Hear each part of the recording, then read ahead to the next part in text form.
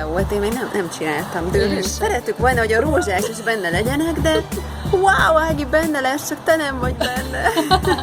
Nem, rózsa rózsával.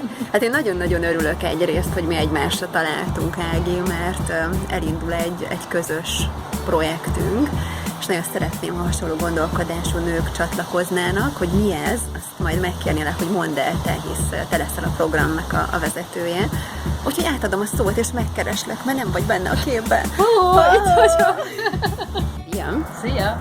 Arról van szó, hogy női önbizalomépítő csoportot indítunk, aminek a lényege, hogy legalább fél éven keresztül 4-6 nő havonta egyszer találkozik, hosszabb időre, pár órára, és tematikusan megbeszéljük az aktuális problémáikat is, miközben mindig egy-egy a női élet különböző szakaszaiban meghatározó témát dolgozunk fel. A legelső találkozó természetesen arról fog szólni, hogy valójában kik vagyunk mi, milyen értékekkel rendelkezünk, és milyen értékek határozzák meg az életünket.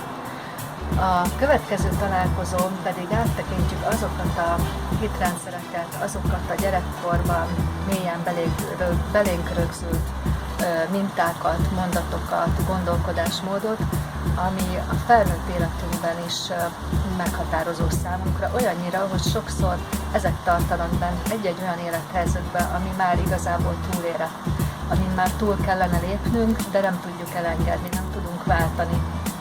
Ezekkel a közös beszélgetésekkel, azzal, hogy egymás tükrében meg tudjuk látni magunkat, képessé válunk arra, hogy megismerjük jobban magunkat, elfogadjuk jobban magunkat, és így képessé váljunk saját önbizalmunk növelésére, és napról napra egy erősebb és önbizalommal terítettebb nővé válni.